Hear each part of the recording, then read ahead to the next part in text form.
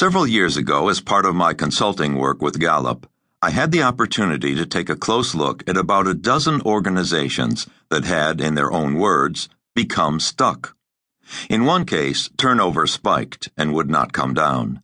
Another company was able to increase its customer loyalty in every location but one, which seemed to be repelling customers. The specifics of each situation varied, but the basic story was the same. Strategically, these companies appeared to be doing the right things and were giving work groups and teams what they needed. But none of that seemed to matter. Something was getting in the way. Something was acting as a barrier. So, along with a hand-picked team of consultants, I got to work to see what was holding these companies back. Armed with all of the latest theories, case studies, academic papers, and journal articles, we dove right in. We looked at policies and procedures. We examined performance management systems and organizational charts.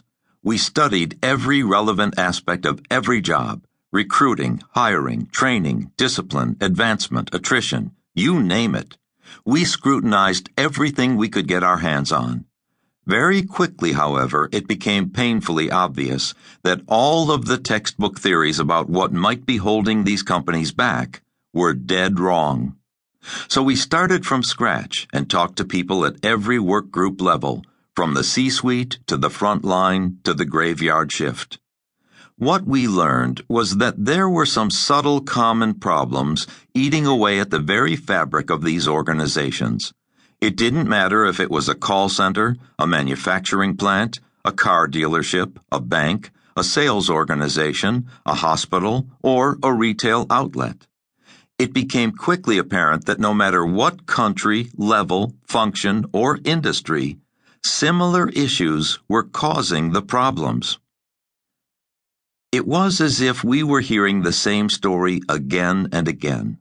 The language may have been different, but the basic lesson was the same. Fear destroys companies.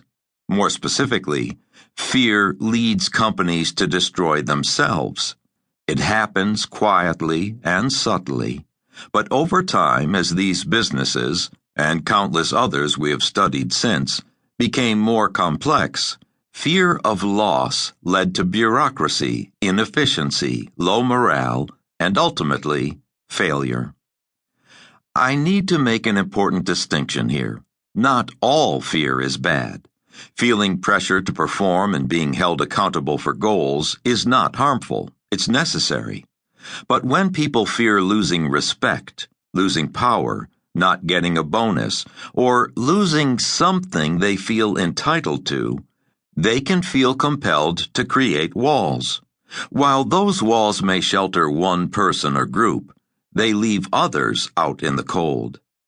I saw firsthand how easy it is for fear to crush people and break their spirits, and how quickly barriers can kill enthusiasm and energy. I watched walls make life a lot easier for a small part of an organization while undermining the rest of the company.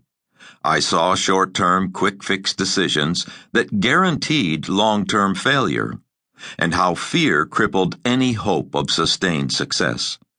I saw organization after organization build seemingly impenetrable pyramids of bureaucracy, where the barriers put up by one group out of fear compelled others to create barriers of their own. Fortunately, I also saw that because these barriers were created internally, they could be torn down internally. Over time, in organizations that dealt with barriers and fear properly, the changes were nothing less than extraordinary. Service rankings changed from worst to first. Turnover dropped dramatically, sales increased, and morale skyrocketed. In the aftermath of the Great Recession, while organizations are still dealing with widespread loss and fear, it's easy for them to give up hope that they can get back that edge, that swagger, and that fierce pride that drove success in the past. But it's still out there. That hope still lives inside every employee, manager, and leader. To unleash that hope, organizations must utterly destroy the fear barrier.